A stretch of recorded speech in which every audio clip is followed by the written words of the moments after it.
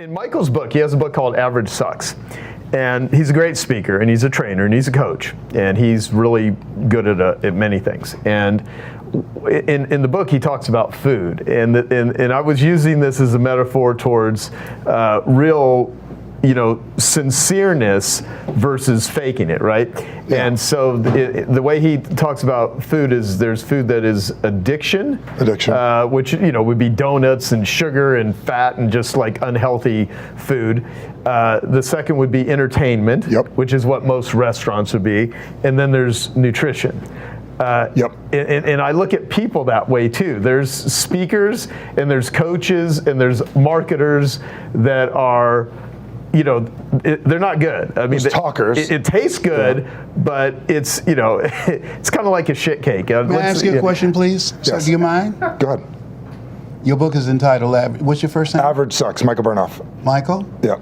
You said average sucks. Yep, not sex, sucks, yeah. Sometimes people... I will be praying for you, Michael. All right. Michael, I want to ask you a question. Yeah. When you go back and look at your life, you're 4 or 5, who's somebody that you admired that really impacted how you see yourself?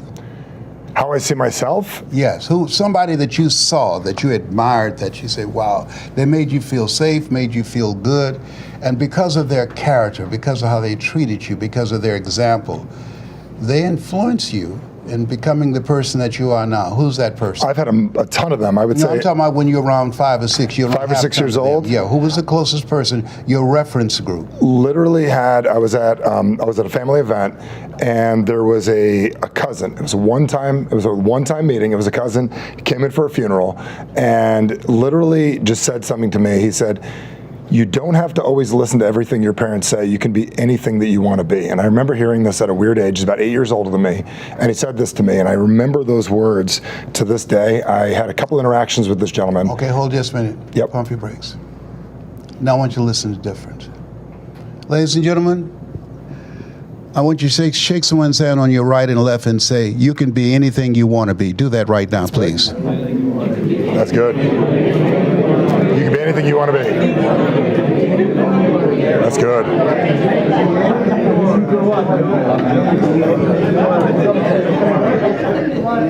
Ladies and gentlemen, I went to a funeral, and they said coincidence is God's way of staying anonymous.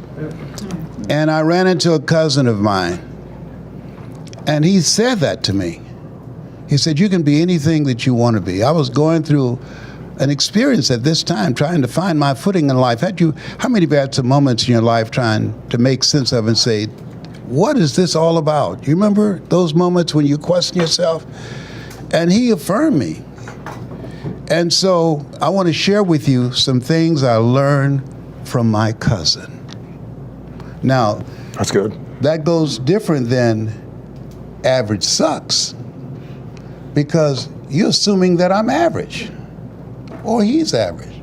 We're not. So you blocking a lot of people. But when you say you can be anything you want to be, Maslow said the number one thing that people want is self-actualization. So now you're affirming people, and things I learned from my cousin, you now are in that category. People go online to find out information. How did you get to where you are? And what did you learn from your cousin? You want to create the want to, that they want to know, what did you learn from your cousin? Because you got some secrets that you learned that allowed you to become the person that you are now, to die to who you were, to give birth to who you are now.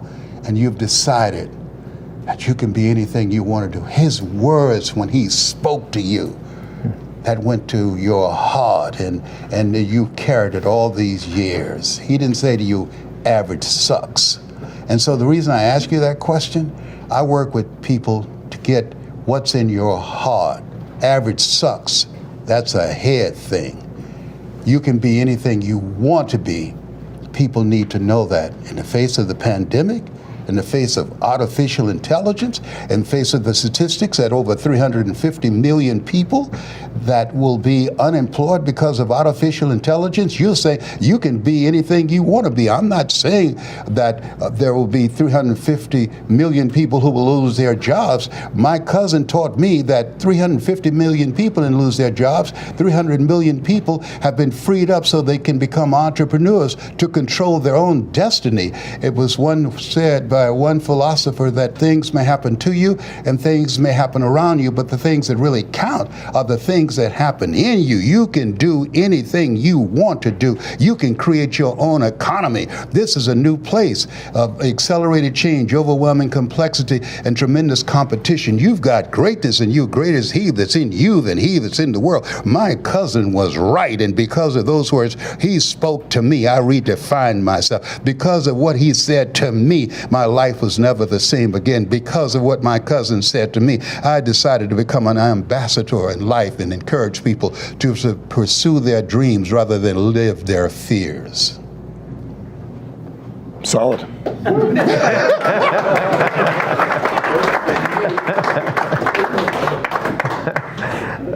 Okay. I like it. And then I think marketing and all our market research, that's a whole other conversation.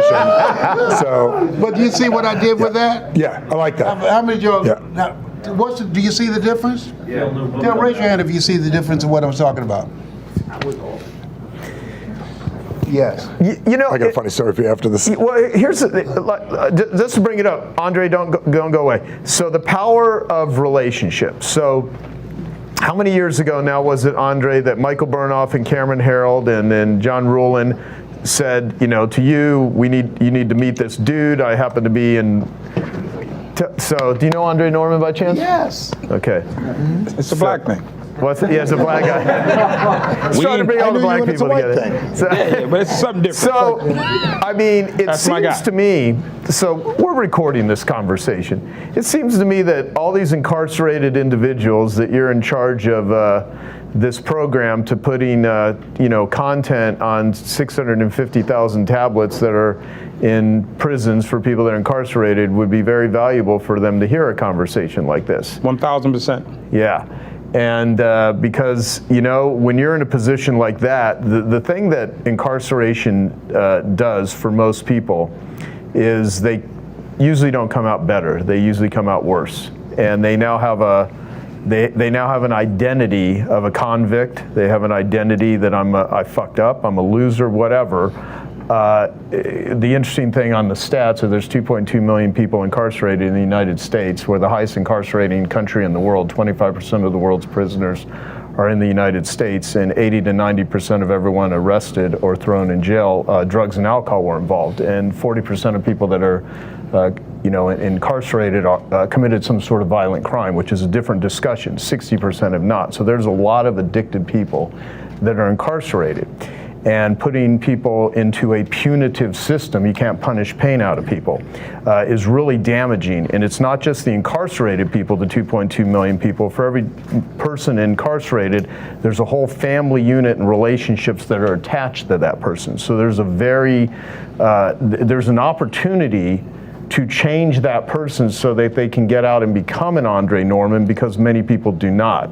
And I would have never met Andre if it wasn't for Michael or Cameron or John. So it's a relationship thing. And when I heard his story, I was like, I want to be helpful to this individual. And it was supposed to be for like 5 months. It's now been 5 years. It's crazy. And he's saved lives. And we've done a lot of stuff. And here we are with people with skills and talents and abilities, everyone here. And through a mechanism here, he's now in a position where I think by the end of this year, there'll be like 1 million tablets that delivers education and content to people. And that's one of the things he's in charge of.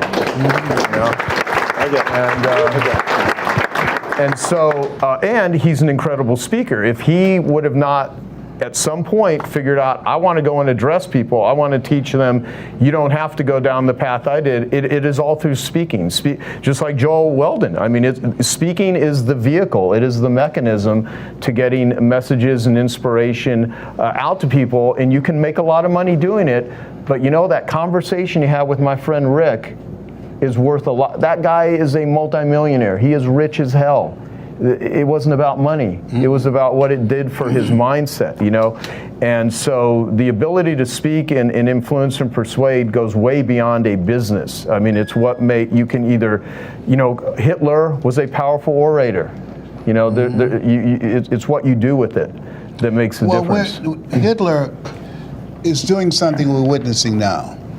People who have great presentation skills are able to create an experience. It's one thing to speak and people hear you.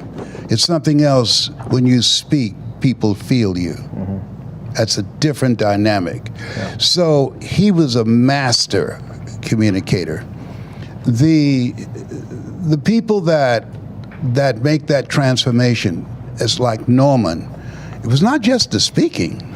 Norman died. If a man to gain his life, he must lose his life. Norman, who went to prison, he was liberated when he got out, even before they released him, because he got a new identity.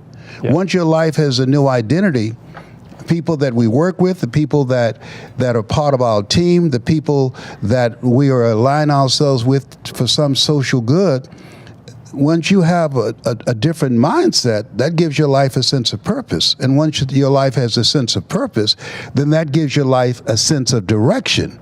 So now, Norman is an asset to society rather than a liability. Robert Kennedy said, if we cannot save the many that are poor, we truly cannot save the few that are rich. So when we look at the smash and grabs and all the killings that are taking place, we're watching the throes of a dying beast. Something has happened. And the only way that we can take this on, cultures of violence, cultures of other, you know, when you can put traps together and immigrants, it's one thing to talk about preventing people from coming here, but creating traps in water so they would drown and their children. That's not who we are as a country. Right. We are the greatest country on the planet. And so that cultures are created by words. And the reason that I'm committed to training people how to communicate and to create peace, I said, I'll give you perfect peace whose mind is stayed on thee. Harmony. When we have harmony with ourselves and our spirituality, our family, our relationships, and the purpose of our lives, and joy, stuff's going to be happening. Life would be happening, but when you have a sense of spiritual strength, you are able to handle it. You know, Jesus, he walked on water, but he went out there in a boat. And so you have to have something that when life be lifing, that you can hold on to, that allows you to say, I'm going to be all right. You know, and this is what you're doing now, and the relationships that people are building here. One goose can fly 75% further in formation with other geese than it can ever fly by itself. And so the relationships and the sharing that people have, and building relationships, building a new reference group. They did this 85-year study at Harvard University, and they said the people who were successful had a reference group of about 5 to 7 people that they connected with, that they identified with, that they had goals and dreams and held each other accountable. The same things that you're talking about right now. This is extraordinary. This is what the Genius Network is something that needs to be replicated all across this country and around the world, because politicians won't do it and religious leaders won't do it. They keep us divided by politics and religion and keep us at each other's throats. What you're doing is that you have one agenda, and that agenda is, greater is he that's in you than he that's in the world. You have the power to create peace. We have the power to turn to each other rather than turn on each other. We have the power to leave a legacy, and for generations yet unborn. That's what the Genius Network is all about. Thank you. You're welcome. Gracias. Hey, I hope you're enjoying this video, and I want to let you know that I have a new book that's come out, and if you'd like to get it absolutely free, there's a link below in the description, or you can wait till the end of this video, or you can simply go to joesfreebook.com and you can get a copy there. I have a daughter. Her name's Eloise. She's just turned 14. And I have a son. His name's Axel. He's 12. And our youngest is Lila. She's 9. We're a little worried about her. A little like her mom. A little go get her, right? So 15 years ago, when my wife Dawn was pregnant with our first, with Eloise, 15 years ago, and our kids were all 10-pounders, right? So my wife's belly was out to there, that far. And we lived in Beverly Hills at the time. So if you live in Beverly Hills and your belly's out to there, this is what happens to you everywhere you go in Beverly Hills, whether you're going to the coffee shop or you go to have some dinner or you go grocery shopping. Every person runs up to you on the streets of Beverly Hills and points at your belly like this.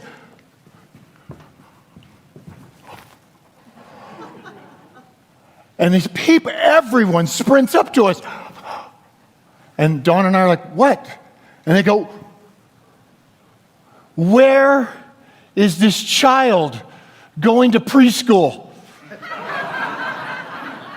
And my wife and I were like, we don't know. We haven't even met her yet.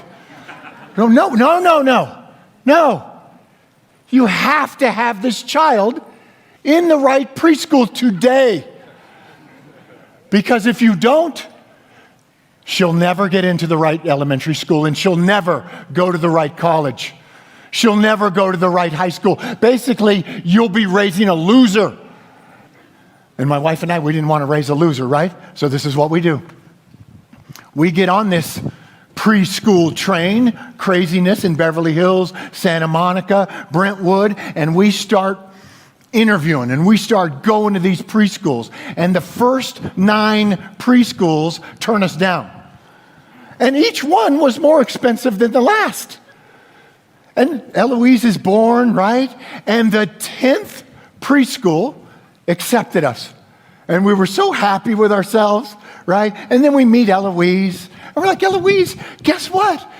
You're going to be going to this preschool in 4 years. But we started paying for that preschool that day, right? So for 4 years, Dawn and I are paying this preschool that we're not even at yet.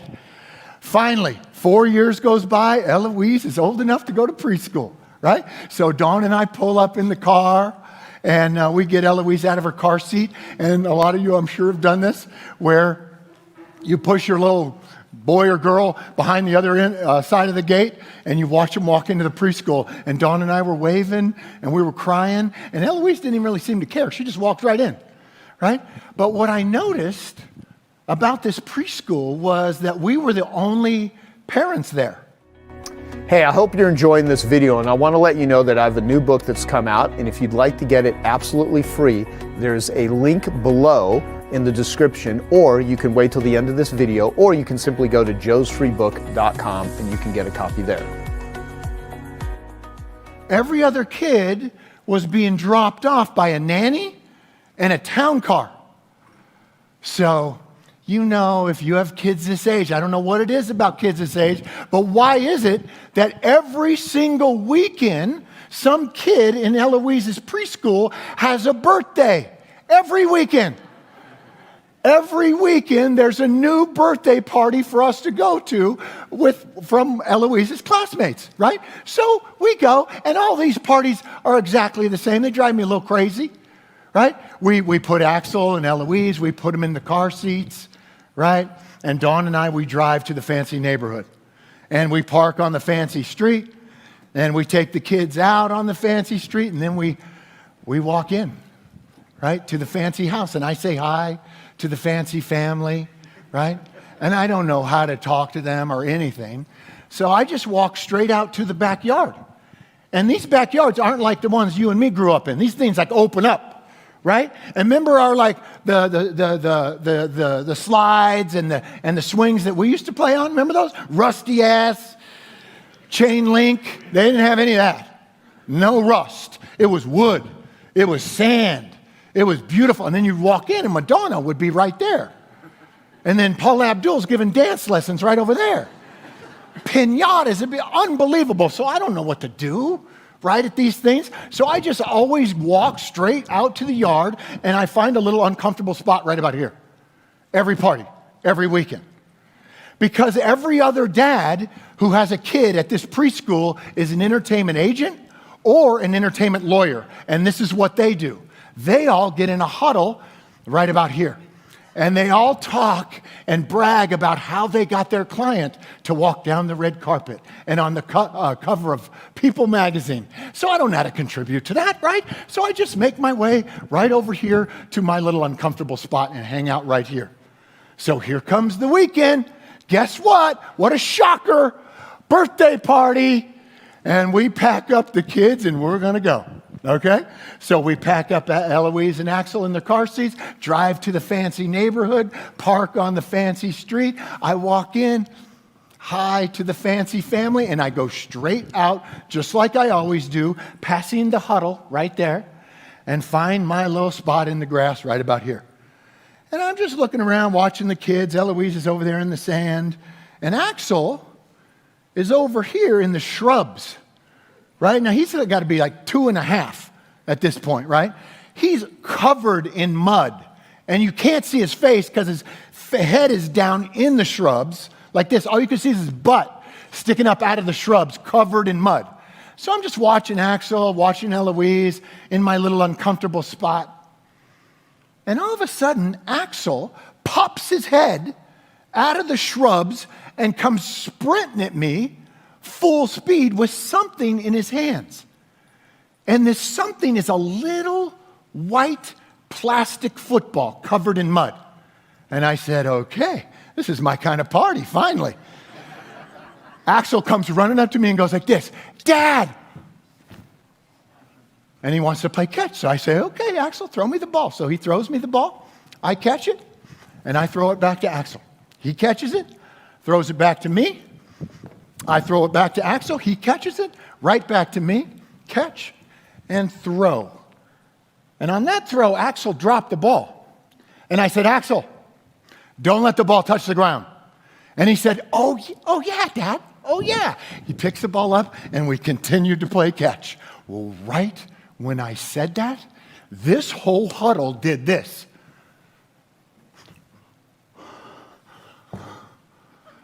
And they elected one of these guys to come have a little chat with me.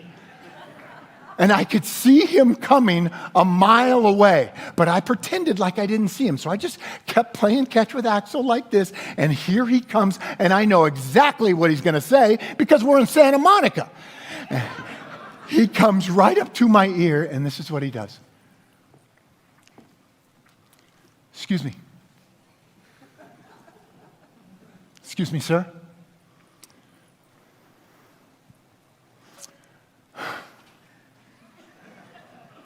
What did you just say to that boy? I said, that boy's my son, and I told him don't let the ball touch the ground. Really? And why would you say that to that boy? I said, that boy's my son, and I say that to him because that's a rule in our house. We don't let the ball touch the ground.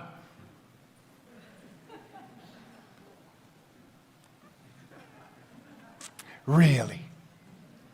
And why would that be a rule in your house? And I said, well, that's a rule in my house because that was a rule in my house growing up. See, my dad got me and my brother a football for every Christmas, right? And my brother had to throw me that ball 1,000 times a day, and I had to catch that ball 1,000 times a day. And me and my brother figured out that if that ball never touched the ground for that whole year, it would last to the next Christmas because my dad wasn't getting a new one if we ruined that one. That's why it's a rule in my house.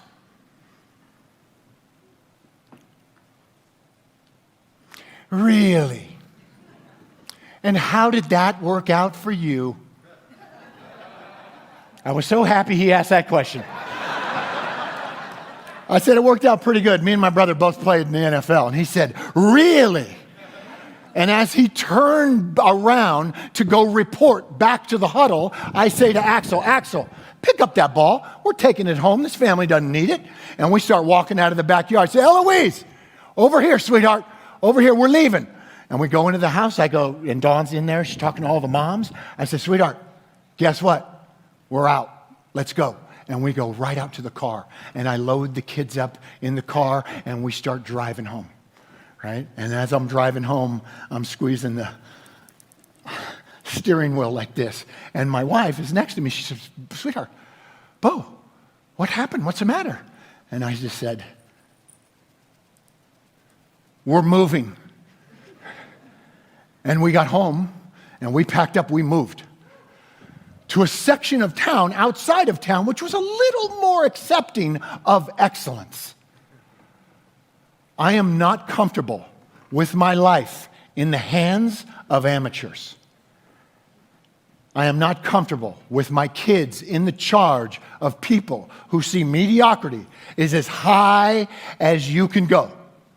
We don't let the ball touch the ground. Now, back when we first started this, when Axel was 2.5, it touched the ground all the time, right? Now he's 12. Now he's 12. We can be out there for 2.5, 3 hours. It doesn't touch the ground. And the standard is set for all his friends, everybody who's on his team. What do you think the kind of teams he's going to be on for the rest of his life? They have to play to the standard, or they just eliminate themselves. You get me? Can we play like that in here? Like with complete, here's the problem. What if these dudes right here held the standards that we have right here? What if they held the same standard that me and Axel hold? What kind of movies could you and me go to every weekend when there's nothing to go see? Why do you think that is? Why do you think you turn to your spouse and you go, sweetheart, let's go see a movie. I love movies. Let's go be inspired. Why are there none to go see? They make thousands a year. This is why. This is why. Mediocrity. They love it. They promote it. I got nothing to do with it. So can we, in this room, play like that for the next 3 days? Like we are the standard bearer, right? Cool? You were talking to a 25-year-old a few years ago and mentioned how you'd trade everything you had, being the CEO of Whole Foods, all your wealth, all your success, for being 25 years old again. And because it's all about the journey. What are a few life lessons you would share with the entrepreneurs here as it relates to aging, enjoying the journey, and living consciously? And this is one of the questions I think would be one of the most important things I could hear from you. Just love to get your perspective. Well, first I'm going to tell that story because I think it's interesting. So, I forget where I'm at a conference, or I made a presentation, and somebody who clearly really admired me, a young man, came up and he said, I hope to do something like you've accomplished someday. I really admire what you've done with Whole Foods. And he says, I just hope someday I can be like you. And I said, you know what? I'll trade with you. And he says, what do you mean? I said, I'll trade with you. You can be me. You can have all my money. You can have all my success, fame, all the other accoutrements that go along with that, CEO of a big business. And I'll just be you. And he thought about it. He says, well, why would you want to do that? And I said, you would be a fool to make that trade, because life is about living. It's the journey itself. People oftentimes ask me, say, aren't you so proud of what you've created? And it's like, well, A, I didn't do it by myself. We created it. But B, I'm excited about the things I'm doing now. I'm excited about what I'm creating, not what's been created. It's like an artist that has done a painting. They're too busy working on the next painting or writing the next book or whatever. Their past is something maybe when they're really, really old, they might look back on with some satisfaction. But the joy of it is the actual creating it. The journey itself of life is reward in of itself. So yes, absolutely. I'd trade everything to be 25 years old again, because then I could go, I'd still be on the journey of life, of adventure, of learning and growing. And that's so much fun, isn't it? I mean, how many people here think of themselves as entrepreneurs? Yeah? there ain't nothing more fun than building a business. It's hard, but it's so deeply fulfilling because you get to be creative, you get to explore, you learn about yourself, you have to grow as an individual and as a human being. It's just such a grand adventure. And I don't say I have no regrets, but I don't have any major regrets, and I absolutely would do it all over again if I could. Yeah, awesome. So what are life lessons? That's one life lesson right there. Love, I've talked about, I've given lots of lessons here. Everything I've said is a lesson of something I've learned on my journey. Yeah. So what are some of the biggest hiring mistakes you see entrepreneurs making, and how could they or should they avoid them? Well, there are, I think, some categories of mistakes that are worth mentioning. The first one is too many entrepreneurs hire people like themselves. Because naturally we empathize with people like ourselves and we see ourselves in them, and so we want to hire them. When in fact, we should be hiring people who complement us. One of the biggest mistakes entrepreneurs make, particularly once they get successful, is it goes to their head and they think they're geniuses, they think they're brilliant, and they don't have enough self-awareness to understand that they need to hire people that compensate for their weaknesses. And I suppose one of my advantages in business is I've always been aware pretty well of all the things I can't do very well, and there's a huge list of them.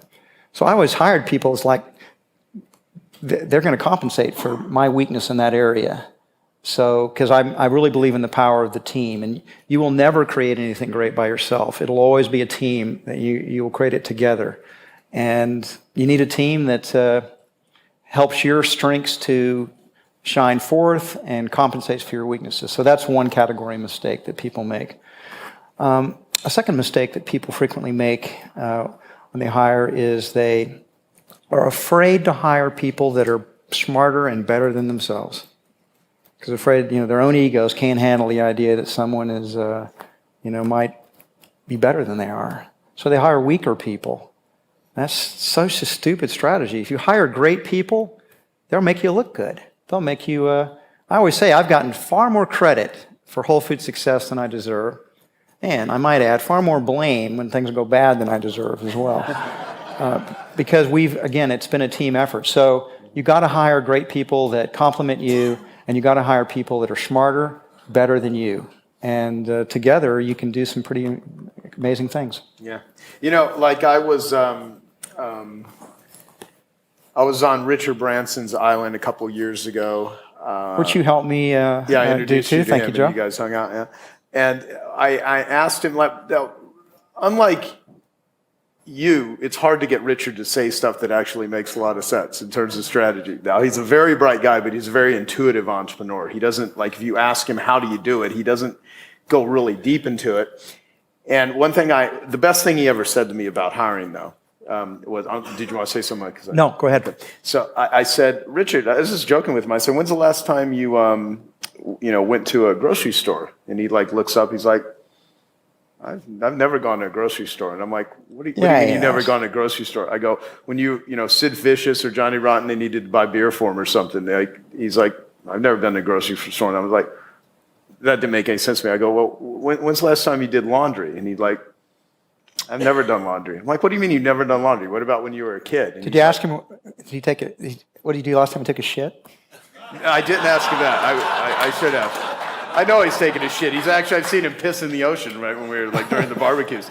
But basically, he's like, he goes, I've never done laundry. I'm like, well, when you were a kid, he's like, well, my mom did my laundry. And I'm like, your mom did your laundry. And what he said, he goes, Joe, hire people to do stuff you want to do. He goes, one good hire could save you thousands, tens of thousands of hours in your life. And, Richard said a lot of things, but the fact is, that's one thing he's done incredibly well, is he's built a team of people around you. And so the reason that your perspective, I could ask a lot of people about how they think about hiring, but you have, 85,000 people that work for your organization. You have been through it. And so I think hearing what you have to say can make all the difference in the world. It just comes with a far deeper experience than the average person. And so, this question, one of the things you said is you really can't motivate anybody else. It's a lot easier to select enthusiastic people. And once you create a conscious culture, it selects for its own kind, which is interesting. A company has an immune system, and the people that don't fit into the culture, the immune system begins to select them out and get rid of them.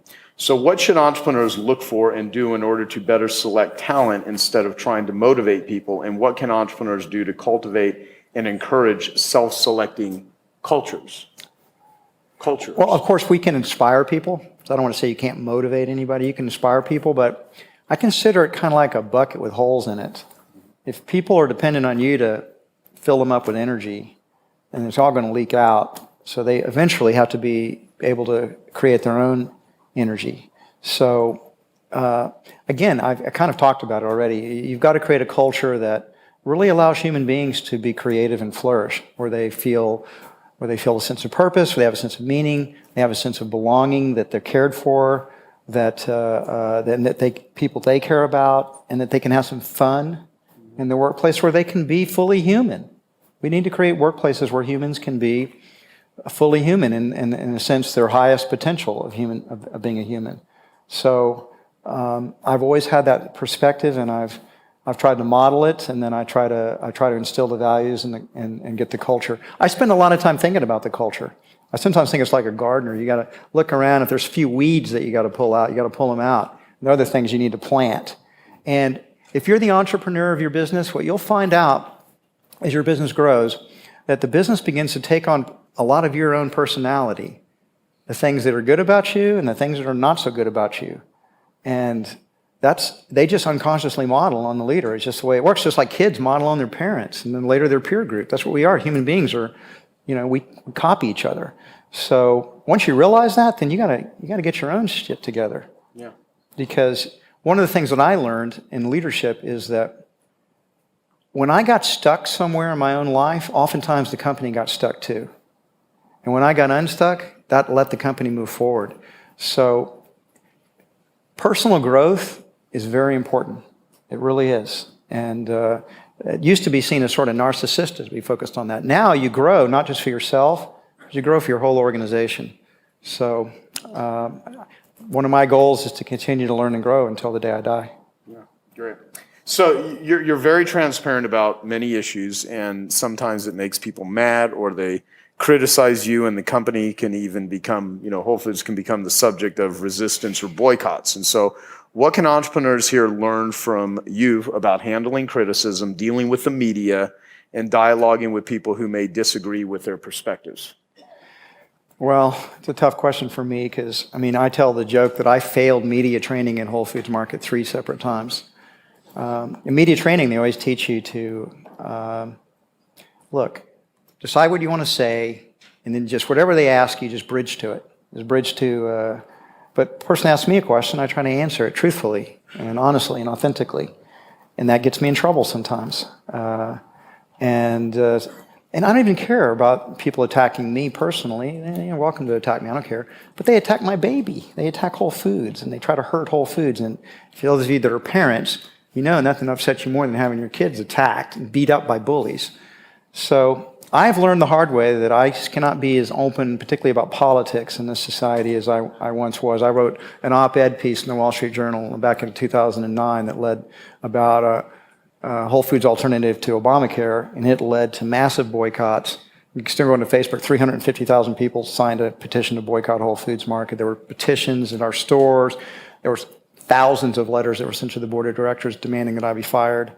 So we live in this incredibly interesting society now where if you say things that people don't like, they just smear you and they attack you. And it's made me, I don't want to say it's made a chilling effect, but I'm a little bit more careful about giving at least my political opinions in public. At least till I retire, then I'm going to go on a rampage. Yeah, I want to do the interview the day after you retire. That would be great. Hello. Well, I want to tell you a story. It's an old story, but change is coming. There's going to be new winners. There's going to be new losers. And actions have consequences, but so does inaction. And you're the hero of the story. And your job is to figure out how to get to next. In order to do that, you have to see the bigger picture to figure out where you want to go, to figure out the plan and path to get there. And that's really what this talk is about. It's a framework to help you imagine how to scale your business and how your industry is likely to scale.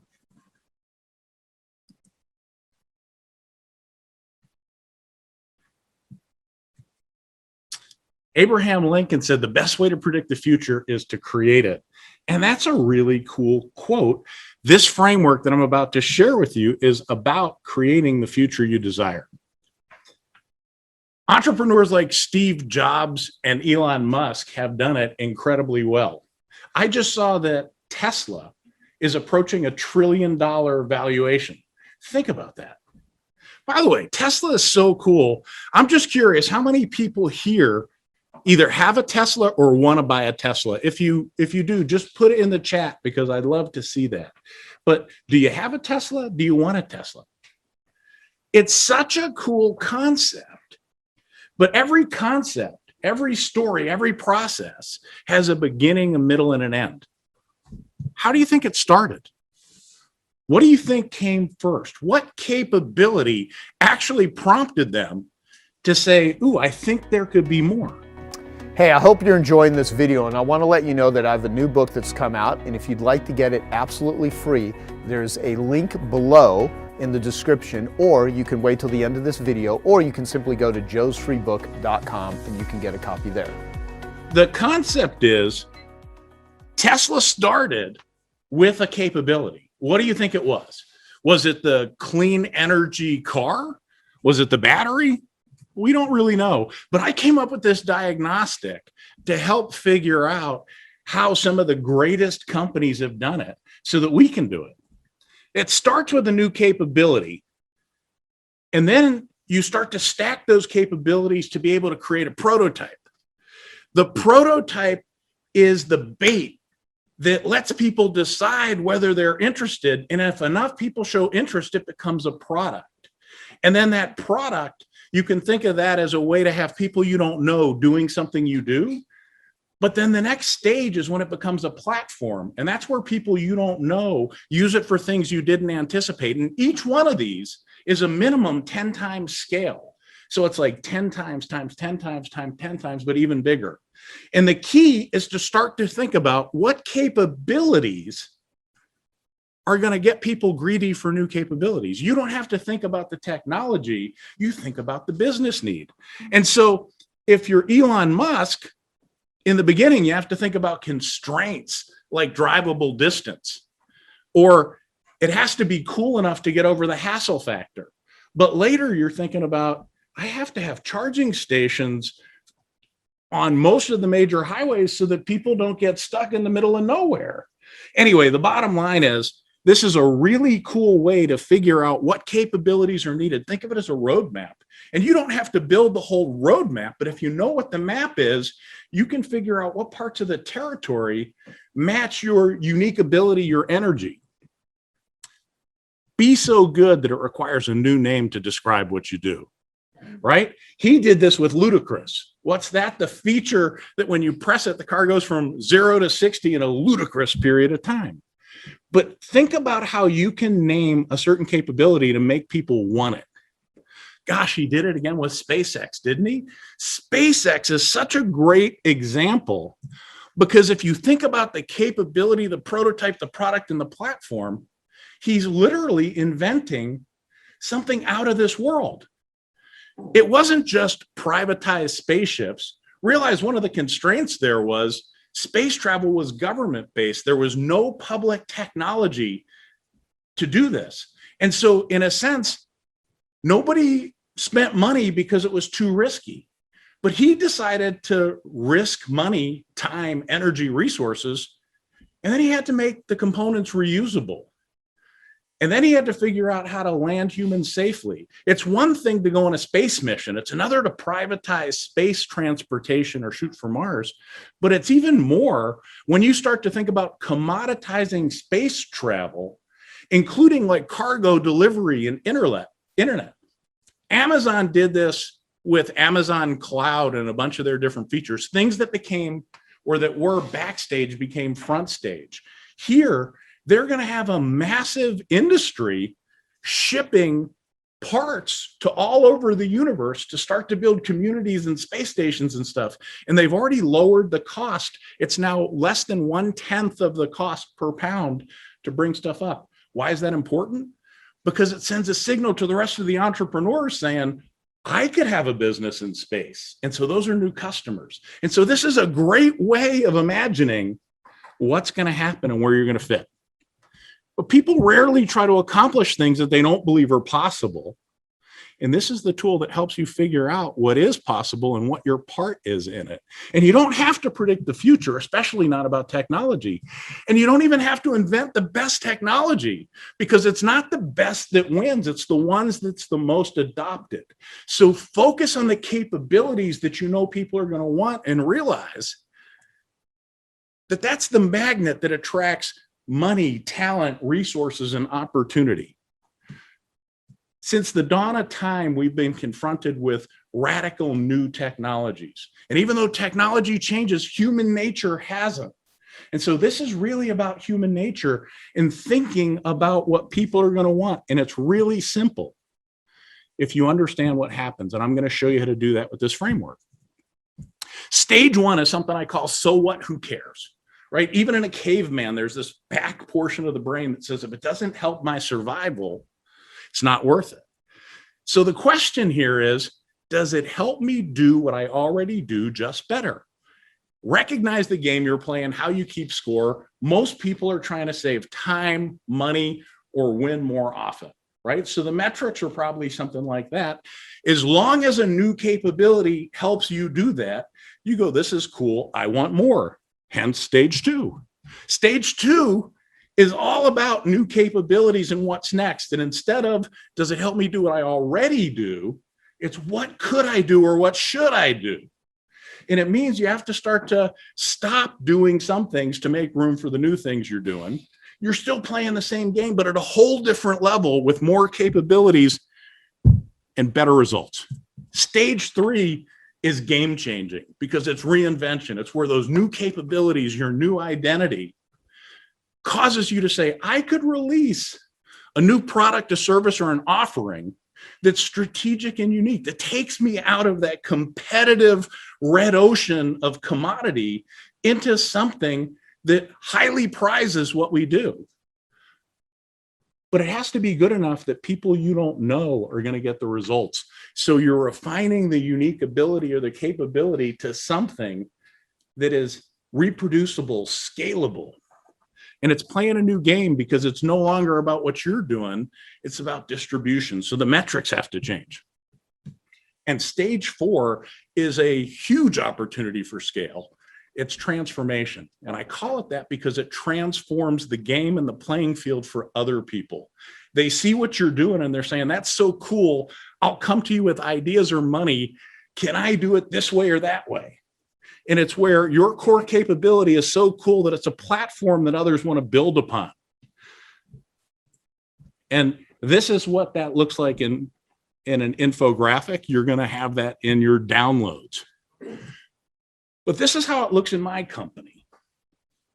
And the reason it's important is it not only explains the past, but the constraints help me figure out what strategies come next. And understanding the scaling future helps me figure out the big rocks or planning principles so I can figure out what to call into existence. So we currently have a fund that's run 100% by autonomous AI, and it's getting really great results. So great that I realized that the next stage is to have, it's simple enough that other people can multiply. And so I need to pour more money into the top for it to grow. And the way to do that is to realize I have to joint venture or collaborate with other people.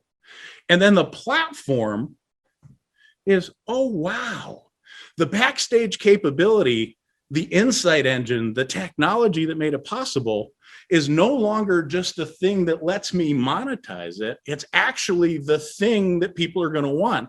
And that's the concept of amplified intelligence, but it totally changed the way I think about my business. And I hope that this is helping you change what you think of as your business.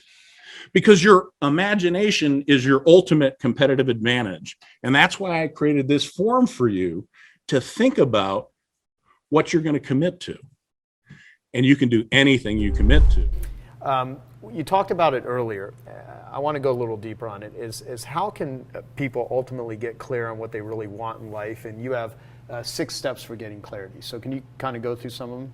Yeah, I mean, to me, the first piece of clarity, and it's a really big deal, is again this process of unbelieving, of looking at your life and examining why you believe what you believe, where your beliefs come from, basically. So it's an awareness of where your beliefs come from, examining a little bit about why that is, and then making a conscious choice whether to continue to believe those things or not believe those things. Because we know that whatever you're believing is what's produced your, created your actions, and now your results are the fruit on the tree, if you will. And so recognizing that, and then in the process, this is really important, is letting go, is being able to learn the process of letting go.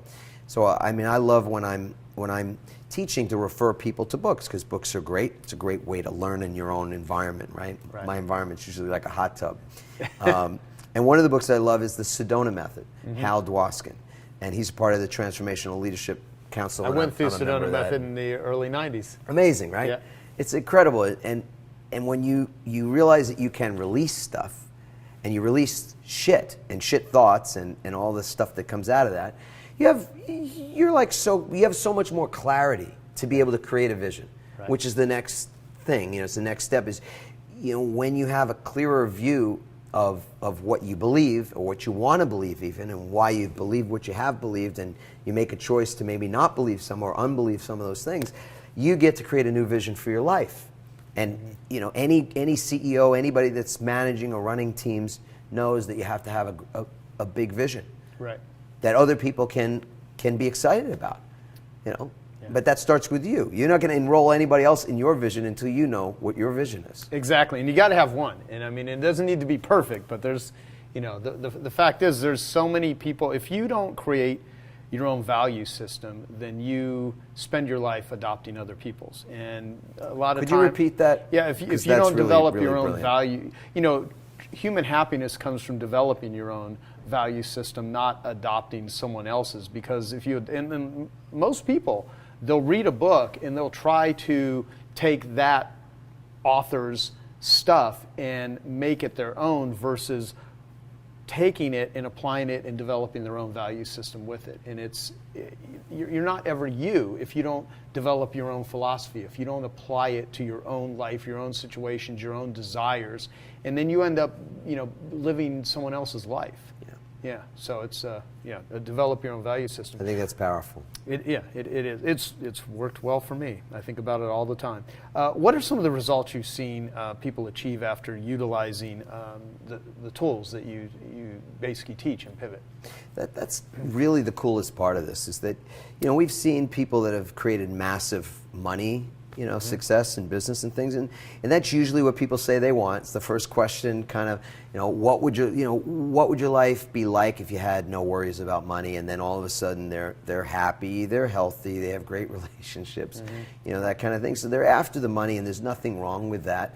But what I've seen is that in addition to people producing wealth, what they've really been able to produce is a more peaceful life, a happier life, a more on-purpose life. The kind of a life where you don't worry about money at all anyway. And it's not because you don't care about it, it's because money flows as, is a result that flows out of the way you're showing up differently. When you're a purpose-driven person, when your intention is to serve, not to take, money is a fruit that hangs on that tree. The root, it's the roots that create the fruits, and it's the root of that intention to serve and to help others and make the world better, or to relieve pain, or whatever it is that you're going to be able to use your special gifts to add value. Right. That just produces a fruit that's called fulfillment. And I love where Tony Robbins, early on when I started to read and listen to him, he'd say, success without fulfillment feels like failure. Right. And that was me. He was talking directly to me when I was a lawyer. And I'm going, holy shit. So I've got plenty of money, I've got power, authority and all that kind of stuff, and yet I'm fucking miserable. And Yeah. why am I so unhappy? Yeah. Well, because the key to happiness was missing from the equation. Right. Yeah. So one of the great results that come from people reading a book, hopefully like Pivot, but coming to a training and being in a space, a heart-centered, centered space for their own personal development, is that they're gonna discover the truths about themselves, and some of those truths will shock. They'll be shocking. It will be shocking to them when they discover what they really, really want in life. Right. And more often than not, it's not really a money-driven thing. What's funny is when I was dead broke carpet cleaner living off credit cards, and I would read Think and Grow Rich and the Power of Positive Thinking and many of the classic personal development books, it wasn't until I learned marketing to where in some strategies where I was able to actually make money, and I became a millionaire by the time I was 30. And I still, at the time, I was thinking, man, if I just have the money, that will solve so much of the shit. Not realizing that money actually allows you to buy some pretty bad vices. And money's a magnifier. I heard somebody once say, "Isn't it true?" It is so true. If you're a shit, more money can make you even a bigger shit. Oh, right? yeah. I've seen it happen at so many levels. And so what's interesting, though, and again, I am never a person to poo-poo money. I mean, if you don't have money, you don't have food, you can't get medical care. I mean, and when people say money can't buy happiness, I think they're crazy, because there's a lot of things that make me happy that I can buy with money. However, like Jim Rohn says, you can't hire someone to do your push-ups for you. Money's not going to buy you true, peace of mind or relationships. It'll give you access to things, but how you interact with it is a really important thing. So I'm never a person to poo-poo money. Money's really valuable in a certain context. Taken in the wrong way, though, it could lead to a lot of self-destruction. That's what you see happen with lottery winners. 2 years within winning the lottery, they're usually in worse debt than they were before they ever won it. Exactly. And here's one little addition to that, or plus to that, which is that we dive in in our training, we dive into why you want money to begin with. Because if you do truly want a lot more money, often that simple shift in that 5-degree change in your direction has to do with your motivation for money. Right. So when you're, you brought up Jim Rohn, so he's got a great quote on this, which is the bigger the why, the easier the how. Yeah. The how, the dreaded hows, as Mike Dooley would call them, right? That's the problem that stops people, because they're not solid on their why. Yeah. It's just one little thing, but it's a major shift for folks. And see, the reason it's useful from my experience, and I can only speak from my experience, the reason, people say to me all the time, why do you still go to seminars? Why do you read all these books? I mean, because I've read over 1,000 business books. I've got an incredible library. I've been to more events and things than most people that I know. The reason that I do it is not because there's something I haven't yet learned. It's just the whole process to me is kind of like working out. I mean, you don't just go and have a great workout and you're healthy, or you eat one healthy meal and all of a sudden it's handled. It's just part of life. It's just something that I do, and it keeps me in an engaged state. To me, it's just part of a process, and you live that way. And when I live that way, life works better. Yeah. It just does. So it's one of those things that I do. And the thing about money is, when someone is broke and they don't have their financial needs, like they literally can't pay their rent, as an example, or they're deeply in debt, it's very hard for them to say, hey, you're going to get to peace of mind, you're going to do this, you're going to do that. I'll tell you, when I learned from Dan Sullivan that there's 5 different ways you get paid for something, I used to read all these books in the beginning of my career of how much is my time worth per hour, am I spending my time, making, broken down to the minute, how much you want to make. And I would always beat myself up, because I would find myself focusing on activities that didn't always bring in the highest level of money. And some that didn't bring in any money, but they were just interesting to me. But I would always layer this compared to the stuff that I was reading about. Every minute of your working out, day needs to be focused on the return. And it wasn't until my friend Dan Sullivan, shared with me this thing called an opportunity filter, where there's 5 ways you get paid. The first way is reward. You get paid with money. The second is appreciation. Another way you get paid is utilization. People utilize you. Another way you get paid is people refer you. And another way you get paid is it enhances you as a person. And until I actually realized that for me, whenever I'm working with a person on a project, my number one criteria is, does it enhance me? Second, do people utilize me? I mean, I do not like giving advice, especially proven business strategies, to someone that says they want them, could transform their business with them, and they don't use it. Don't throw your pearls to swine. Exactly. It's the Emerson quote, you ask for a new idea when you haven't used the first one that I gave you. So when people don't utilize it, the third is people appreciate me. The fourth, do they refer me? And fifth, do they pay me? So I like getting paid. I do want money. However, that's only one way of getting rewarded. And so I go into my life now saying, okay, is this person ELF, easy, lucrative, and fun, or are they half, hard, annoying, lame, and frustrating? So you can have an ELF business or a half business. And I really think about stuff that way.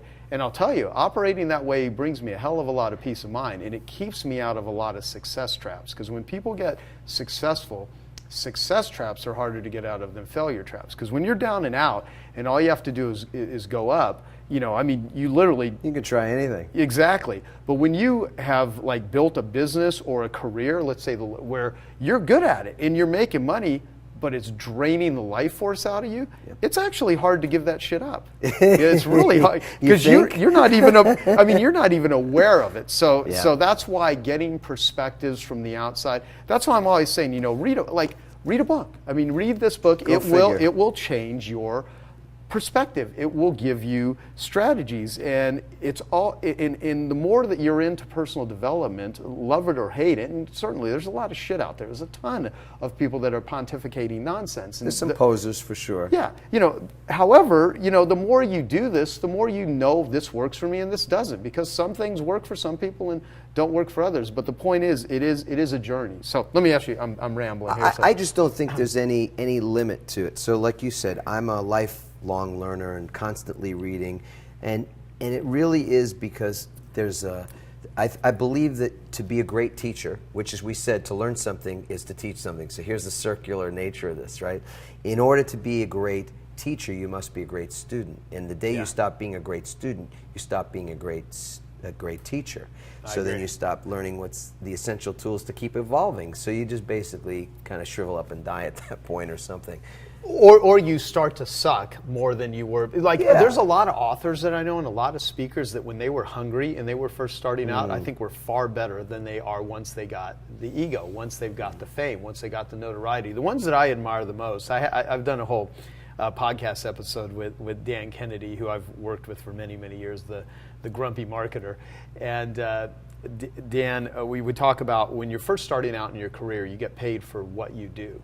And hopefully your what is good. Like whatever you put out into the world, it creates value for other people, it's good. And if you do a really good job at what you put out there, then you become a who. And then you start getting paid for who you are. So a lot of people that become famous, they spend more time whoing than they do whatting. And when you become a who, but your what that you're putting out there is still incredibly valuable, or preferably keeps getting better and better and better. That's why a guy like my friend Tony Robbins, we're both friends with Tony. He has had incredible longevity because that freaking guy just works his ass off. He puts really good stuff out tireless. there. And so, he's just, he's Tony. And so the thing is, part of it is, I really look at who's the what and then who's the who. And if you actually get to the point where you start resting on your laurels because you've gotten some, waves on wind in your favor, that's the time to actually even look at, okay, let's make sure I'm doubling up here. Because I actually think life is, you're on track and then you get thrown off track and then you kind of move yourself back on track. But some people, they've got momentum and then they just because I'll look at a lot of my clients when their business was really working well and they were kicking ass and taking names. And then they'll start getting into some messes. And if you simply ask them some questions, kind of what you said earlier, Socratic selling is way more valuable than layering on all kinds of benefits. Simply ask people questions. If you actually inquire into people, well, what were you doing when life was working well for you? And they'll tell you. And what do you do? What are you not doing that you used to? What I've learned being in this business is a lot of times we're just a glorified reminder service. No kidding. I mean, you just have to remind. There's some humility right there. Yeah, you just remind people you used to do this and you stopped, and there are no gurus. I don't even I don't know if it's not offensive to me, but the word is just an interesting word to me. Oh yeah, I don't like the, because I can't imagine like me, even thinking of myself that way. No, because it's almost like there you go. I know something. I know that. Right. And I think that's it's at least one nail in the coffin when you think you know something. Exactly. Exactly. This is something that when we have a guest like you for a show like this, we put out promotional materials to tell people come to listen, and here's just a taste of what you're going to get. And we use these things we call fascinations and teasers that are going to bring people in. Now, this is the one I've been waiting to ask you for. Yes, how can someone become a better leader, a better influencer, and a better lover? I know. This is the one everybody came here for. So we've been salting the communication. We've been getting to this point, and now the payoff. Well, here's the secret that I believe, and I've been yet to be convinced that I'm wrong. You have to start backwards. Okay. Start first to be a better lover in your home. Be a better communicator with your loved one, whoever your partner is, your spouse, your kids. But let's just go with spouse or a partner. If you can, so I believe you have only so much bandwidth in your brain. And I'm just going to go off of my experience. This is just what I felt and how I came up with this idea was, obviously I came from not just one divorce, but both of my parents have been divorced twice. And so I've seen that, right? And so when I got into you asked earlier, like kind of what was that pivot moment? The real pivot moment for me was when I decided to get married to my wife, and we both sat down, and I've known her since I was 5. So we've literally known each other our whole lives. She saw what my parents went through and what I went through, but we sat down and said, how are we not going to do that? Right? Like my parents taught me a lot of things not to do, which I'm so grateful for, right? It was very traumatic as a kid, but I joke with my parents at this point all the time. I've made a ton of money off of your divorce. So thank you. Right. It's like a good thing. But so we sat down and we said, what are the systems, literally systems and processes we're going to put into our relationship so that doesn't happen? What are our core values that go beyond, I'll be honest with you, or, we love each other. So we started creating those. Well, as a entrepreneur, you've got a lot of stuff going on in your head. You only have bandwidth for so much. We talk about frustration, overwhelm. Well, that's where it comes from. If I'm not happy in my relationship, it is the underlining factor of everything else I do. If I had a fight with my wife in the morning, and I'm sorry, well, you guys talk about this enough in Genius Network. This is a big sort of shock, but excuse for everybody. If I haven't had sex with my wife in over a week and we just had an argument, I go to the office and the underlying things going on in my brain that's taking up bandwidth, even if I say, well, my office is my escape place, or this is where I keep my focus, it's there. It underlines everything I do. If I'm not happy with my wife and I go to work, something small is going to piss me off with my team members. Something small is going to annoy me with a client. And so if I'm not happy there, then it affects everything else. So the opposite has to be true as well.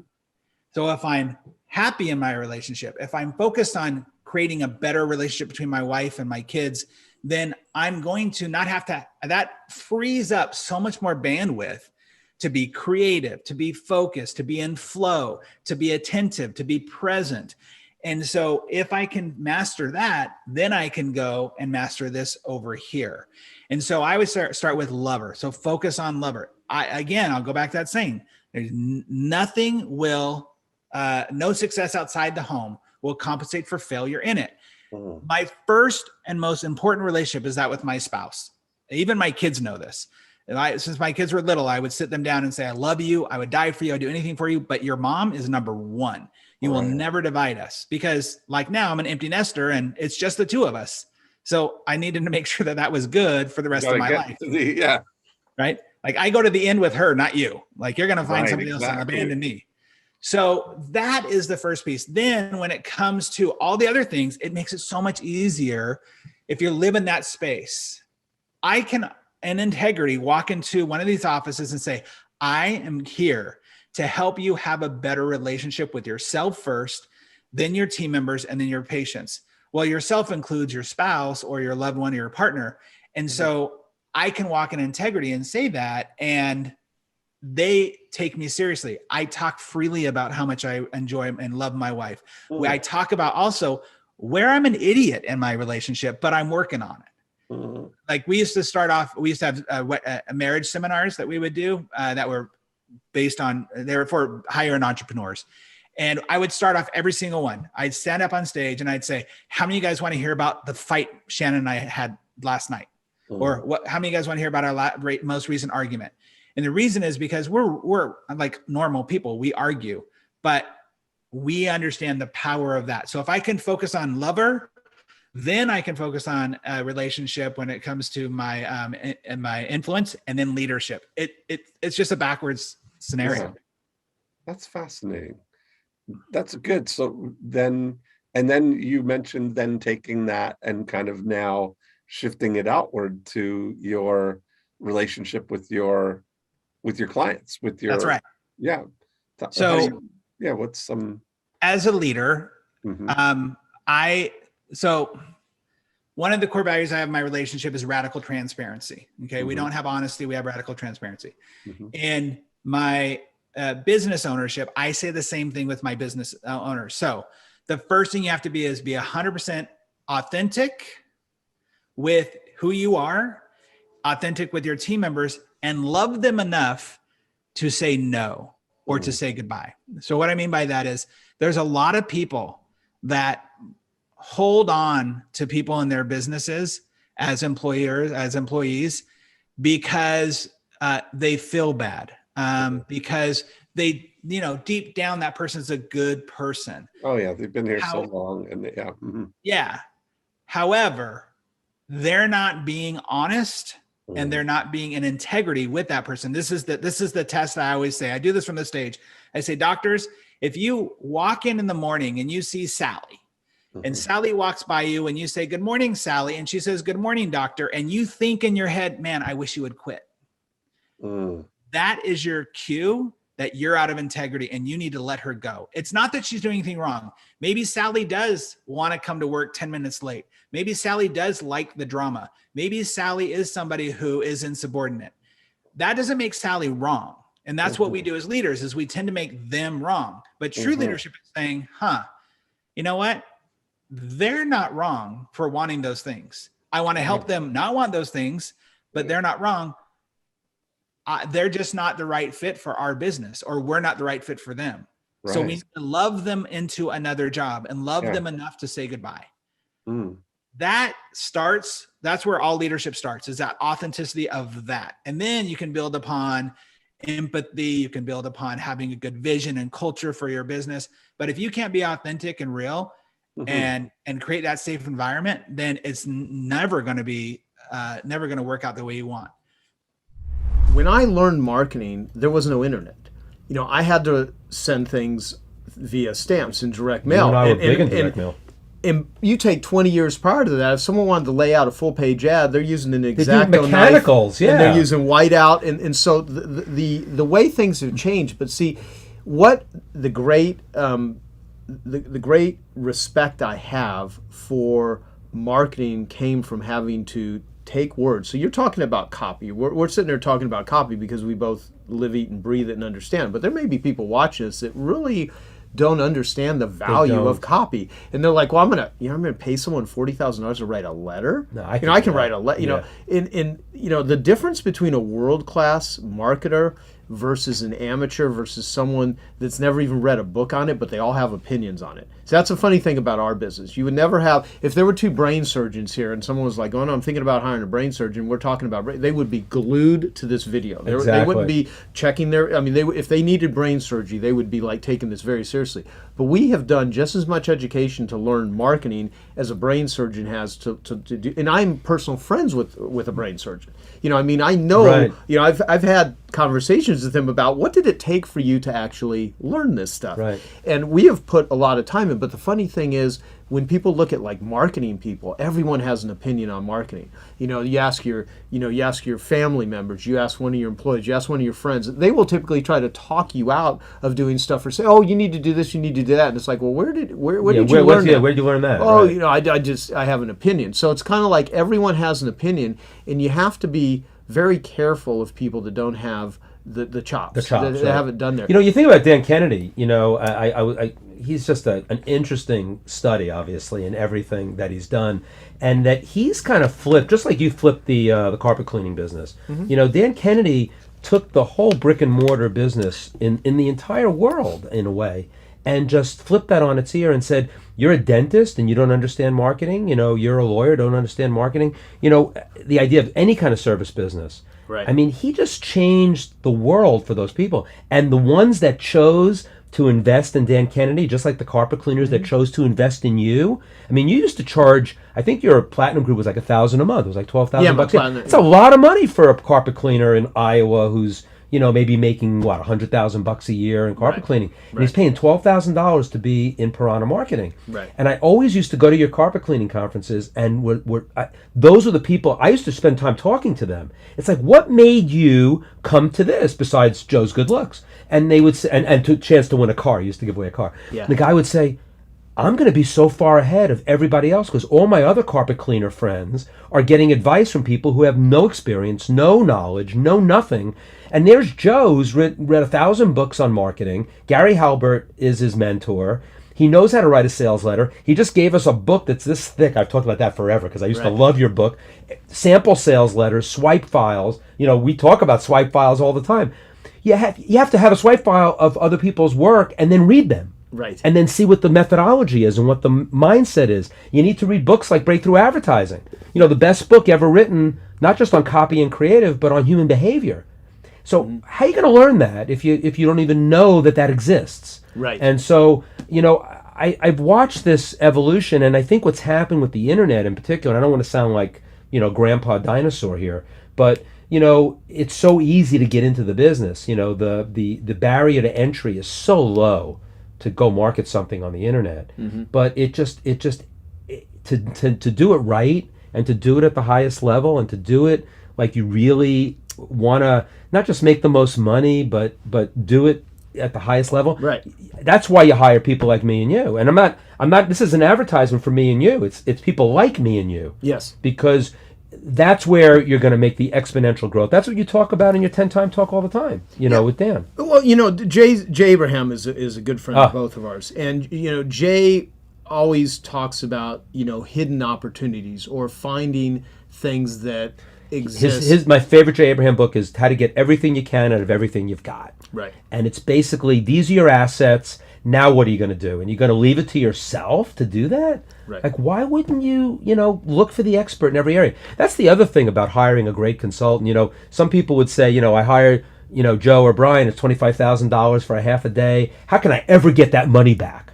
You know, sort of like, how can I ever get the money back from $25,000 of being in your mastermind, or $20,000 if they join my mastermind? And the interesting thing is, I'll tell this story. I was sitting at one of your events. I was sitting at one of your Genius Network masterminds. Guy, great copywriter we both know who's in the group, comes up to me at one of the breaks. Brian, we should be doing something together. And we start talking about what our assets are and what we've got. And one thing led to another, and it led to a $100,000 one-day event. Yeah. Right? Mm-hmm. And that wasn't magic. It wasn't like, you know, an easy button on the one hand, because we had to do a lot of work once we thought of it. But it was taking the assets, you know, putting them together, and all of that experience that we talk about. And also, you always talk about this too, is that when you go in and consult with somebody, it's not the tactics I'm going to give you, it's that strategy that I mentioned before, but then it's also I hate the word network, but it is the Genius Network. But it is that we've contributed to so many people and so many lives and so many businesses, and we're always one phone call away from almost anything. You were telling me stories this morning about these world-class people. Like, I don't want to mention names, but these are like, it's like people that you say you'd never be able to get to them.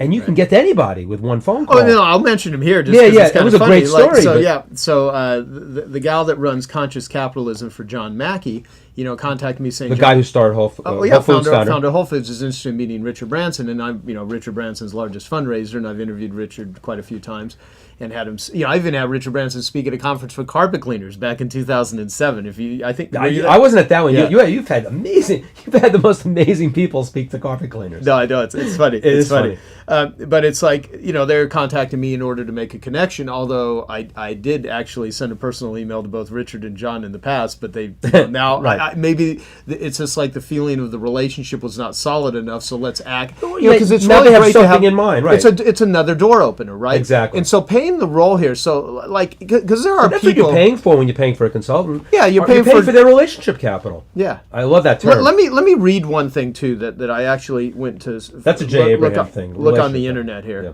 So here's this thing I looked up on I was trying to find the original story, but this is a good lesson, and I'll just read parts of it because I've heard this story told a million different ways, but it's I love this.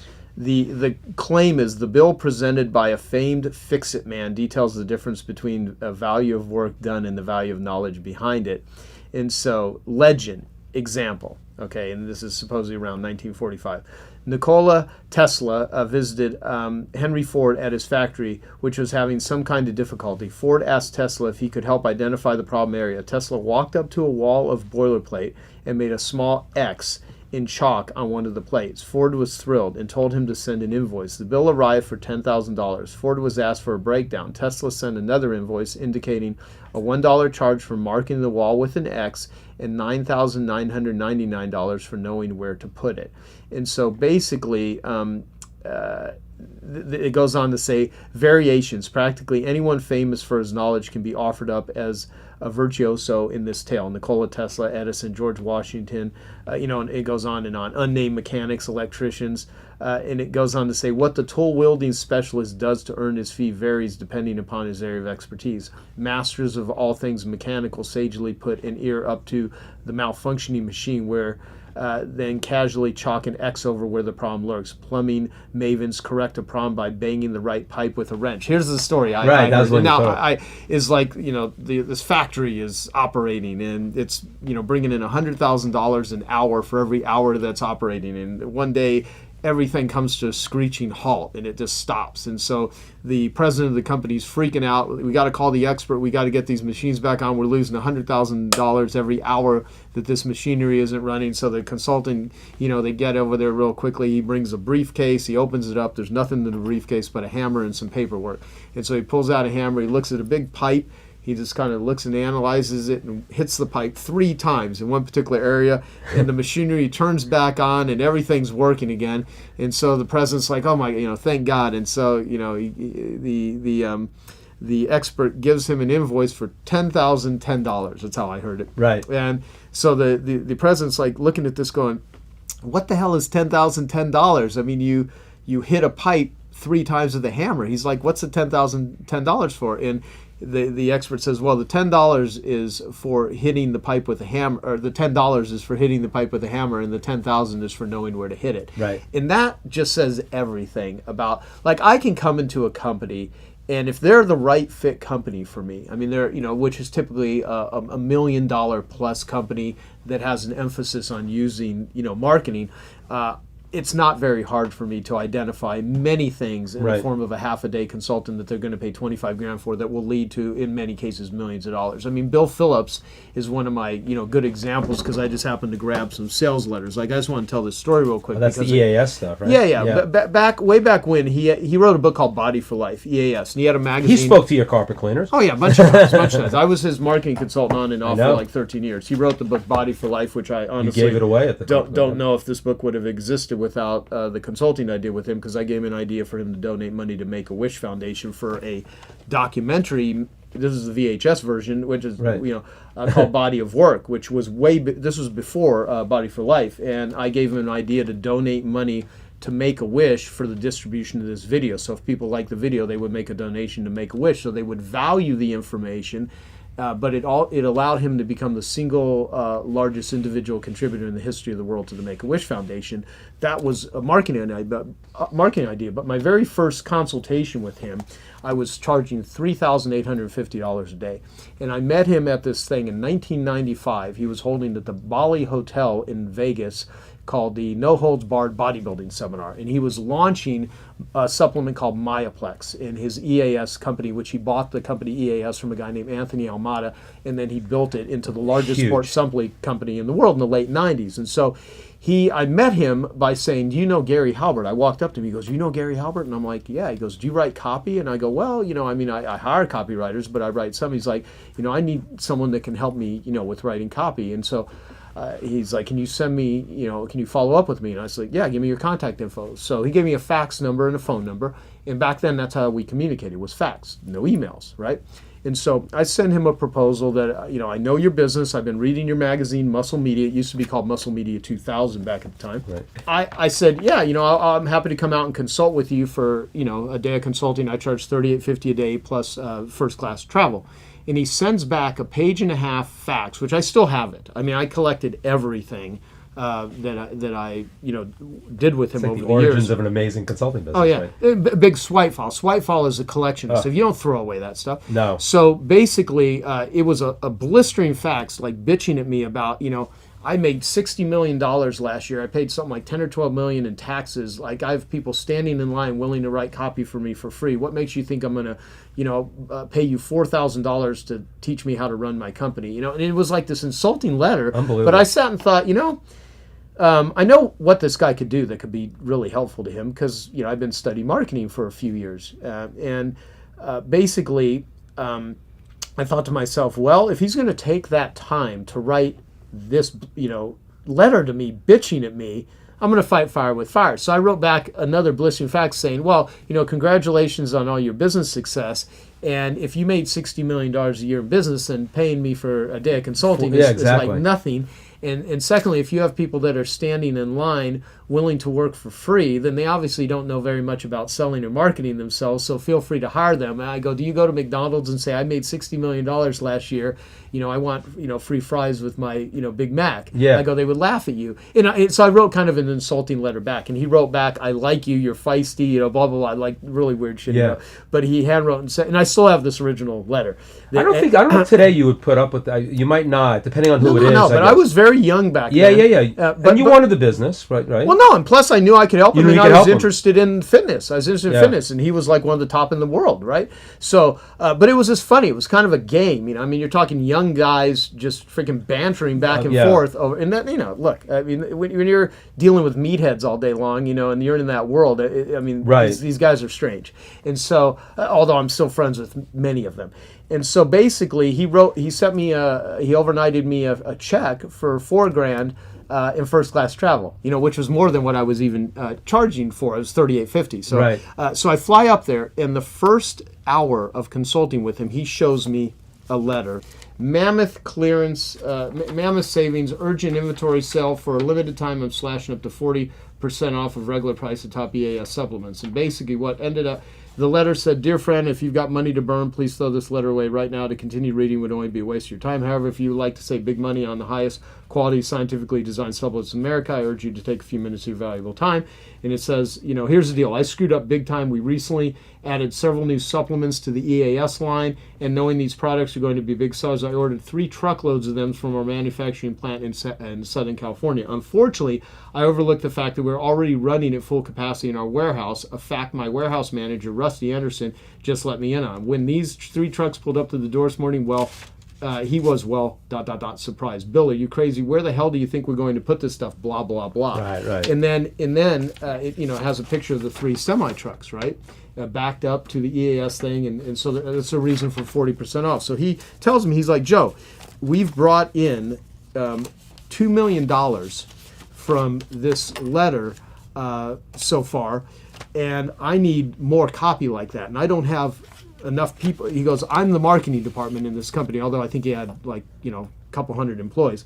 And so I said, you ever done 3-letter sequences? And he's like, no. I go, do you know what multi-sequence mailings are? He's like, yeah, but I've never done them. I go, do you mind if I write on that letter? So he handed me the letter, and I hand wrote on it, and I started scribbling. I go, well, here's the deal. I go, you're going to take everyone that you mailed the letter to, except the people that have ordered. You're going to mail them the letter a second time. And if that letter works, you're going to then mail the same letter a third time to the same list. Because the time to quit going back to the well is when you put the bucket in the well and you pull it up and there's no water. So I explained sequential mailings, which is something I was doing with Dan Kennedy all the time and teaching the carpet cleaners. Right. So here I got a guy who's running a big multi-million-dollar supplement company who has a big list, and he's like, I need a new letter. It's like, no, you just need to go back to the same people with the same letter. Now, this is this one strategy alone. If people are thinking, well, I don't do direct mail. Well, if you do internet, if you do email, if you have social media, if you have any form Actually, if you have a list. Right. Right. Exactly. And if you don't have a list, you build a list. You build a list, right. Which is what that's what an advisor will teach you how to do. So I basically, I wrote a bunch of handwritten things, handwritten in the margins, circles, stuff made stars. And I said, I wrote, second notice, sent this to you 2 weeks ago, still haven't heard from you. Third and final notice, we sent you this letter twice. So I was giving him examples of things to write. So he ended up mailing the letter 2 more times to the same list. And, he basically, circled this, very limited time. I'm sending you this again in case you missed it the first time. I've got 3 trucks now. It says 1 product sitting here. This sale will be over any day now. All throughout the whole thing. And then, of course, it had the same order form, same he list. never had urgency. He had some urgency. He never had scarcity. You took it to the next level, which is just basic direct response that he hadn't been doing. Exactly. Because you had seen it work in some places. And we're talking, this is already with a very sharp marketer. Right, and he's already making a lot of money, who didn't want to spend $4,000 on you. Exactly. Yeah. So what ended up happening was I thought he brought in an additional $3 million from mailing the letter 2 more times. But I found transcripts of us talking, because I spoke at JJ Virgin, who's one of my Genius Network members. I spoke at her event, and I dug up some of this stuff to share some of the strategies on how to sell, exercise, nutrition, supplementation, that sort of stuff.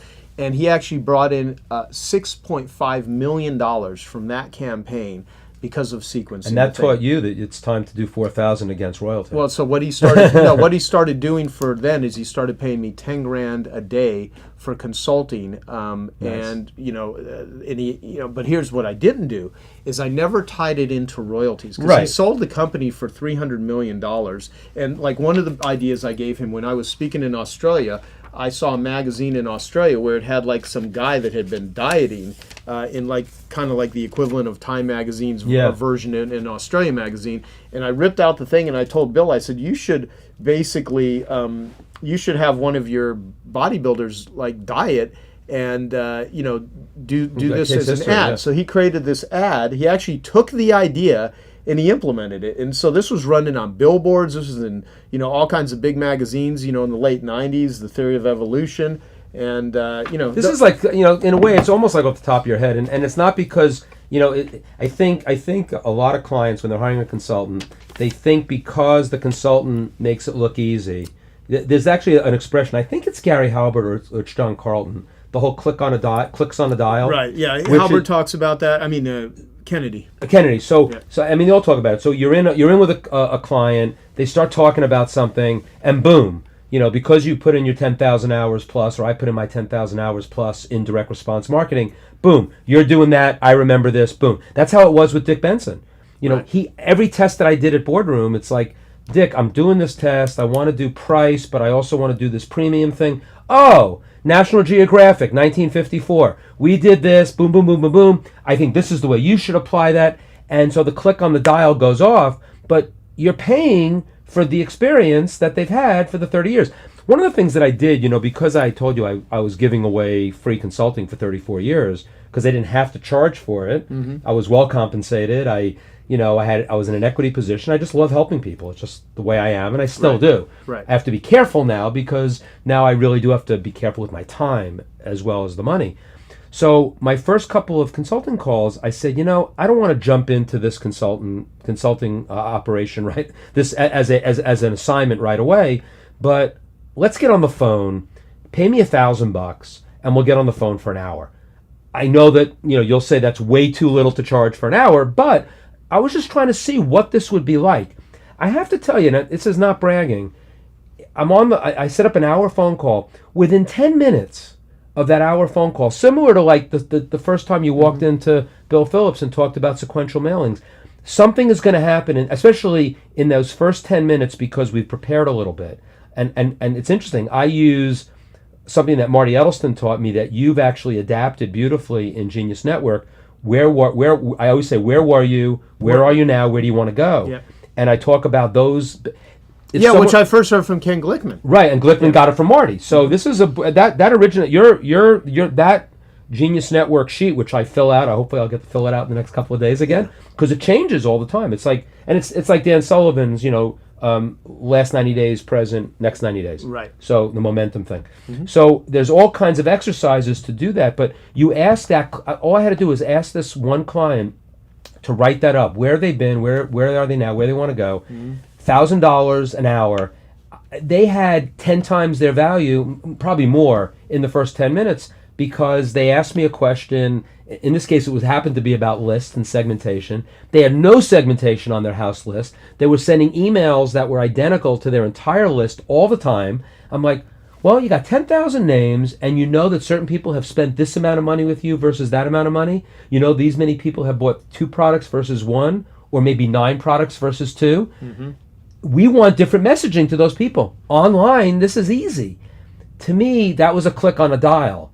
For them, it was like, really? You don't have to send the same message to all the people? Now, I'm sure a lot of people listening to this are saying, well, that's a stupid thing, Brian. I wouldn't want you for that. But you know what? You may ask me another question based on where you are now. My click on a dial from my 10,000 plus hours in direct response marketing is going to come up with something. And that's the beauty of Hot Seats. In your mastermind group and in my mastermind group, I'm going to really focus on Hot Seats. You spent the whole day with me. You finally saw me do Hot Seats. You never saw me do them before. Right. But at Titans, I did a full day. We did 28 Hot Seats in 10.5 hours, 15-minute Hot Seats. Boom, rapid fire, in the room. Here's the business problem. And that was exponential, because now I'm not paying for one-on-one consulting, but in that room, we have like 40 people in the room, 35 people. Right. And basically, they lay out the problem in a minute and a half, and then for 13 and a half minutes, it was like rapid fire.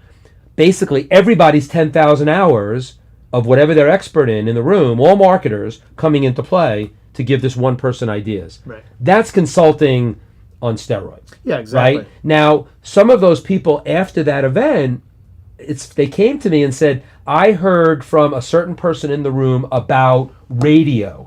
I don't know anything about radio. I want to take a deeper dive into radio. Now, that radio person should become a one-on-one consultant with that person. In one case, it was for me. They came to me and said, Brian, I didn't realize you knew so much about how to craft specific messaging, because I didn't see you as a copywriter, but messaging to particular lists or particular list segments. I mean, I'm a list expert. I grew up in the list business.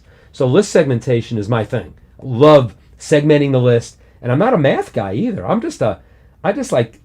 a behavior guy. Right. Breakthrough advertising, baby. So I want to understand each segment of my list and how I'm going to communicate with each one. So one of the people at that event, because they heard me speak about that, now wanted to take the deeper dive off my click on that dial. And that's how you, going back to what we were one of the things we wanted to accomplish today is, how do you find a consultant? Sometimes you find them in a bigger group while we're kind of exploring a lot of different things, and then you see who's the person that I need to take the deep dive with. Exactly. And the deep dive is where, 25,000 for a half a day, it'll be a bargain, in that respect. But you might not know it right off the bat. And that's why I think some people, I'm not saying people shouldn't be reluctant to spend the money, but that you should not be reluctant to do the correct research to find the right consultant for the right job. You wouldn't have hired, a lawyer to hit that pipe with the wrench, right? Well, first off, there are questions that before someone hires me, I give them in advance, because I want them to show up already having done the thinking. That's exactly what I want to. And I structure the level of thinking that is done in advance, that alone, to be worth what they're actually. What do you do compared to I did the where are you, where you want to go?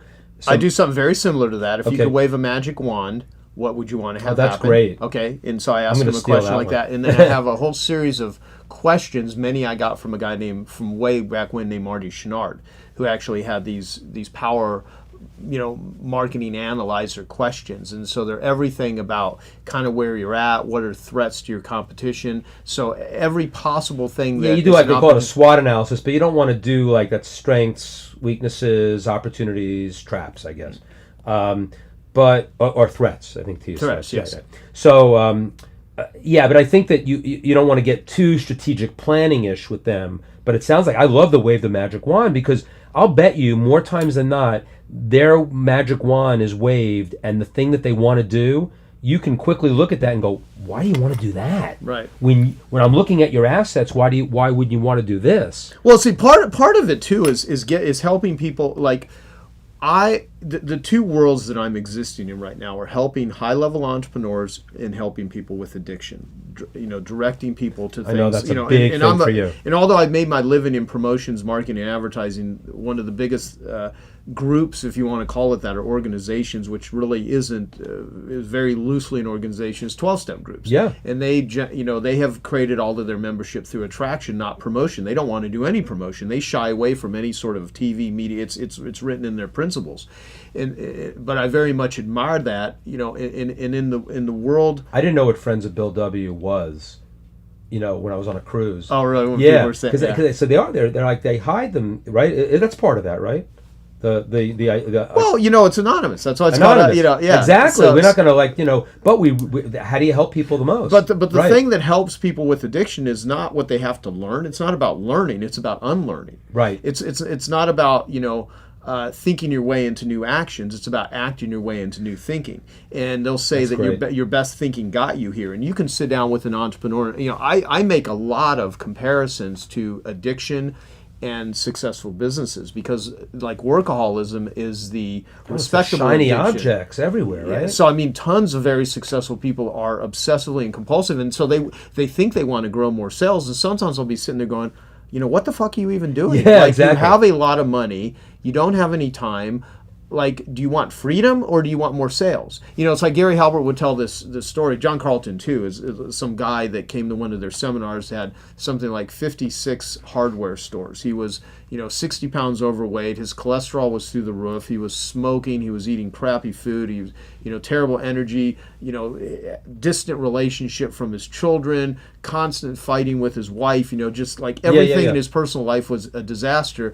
He had 56 hardware stores, and his biggest goal was to open up his 57th hardware store. And see, that's not success. That is drivenness that is driving you into the wall. Yeah. And so part of the time is like, most of the time I'm going to help people with marketing strategy, but a lot of time if I'm like, getting there going like, what the hell are you doing? Yeah. What like, is this really the model you want to exist in? And so in a lot of ways, I've helped a lot of speakers that the biggest complaint is, I'm on the road too much, I'm traveling too much, but they don't have any other way to monetize their skill except speaking. And so you teach them how to package that uniquely into a there's so different much great process. stuff on the internet. Our buddy Jeff Walker, I mean, the idea that you could create a product and then just launch it online and exponentially take your speaking into a product.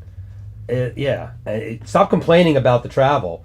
Do something about it. Well, you still have the skill. You still have the knowledge. I want to give an example of that too. Like my Genius Network member Peter Diamandis. Like when he wrote the book Abundance in Genius Network, a team of us launched. I was there that Abundance. day. That was amazing. Yeah, it was powerful. And so it hit New York Times. That was his first book, amazing book.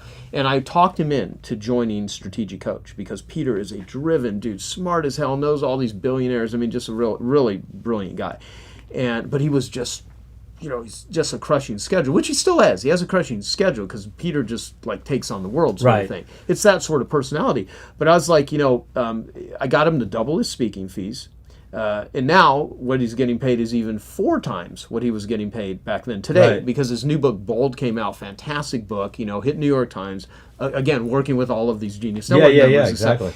But introduced him to Dan Sullivan. He wanted to shoot some videos because we needed a back-end product for his book. So he had a book, and he was getting paid to speak, and then all this other stuff he's doing, like co-founder of Singularity University, X Prize Foundation, which he founded. He's got all these things that he's doing, but he's literally on the plane speaking at all these speaking gigs, doing corporate things, but they're one-offs.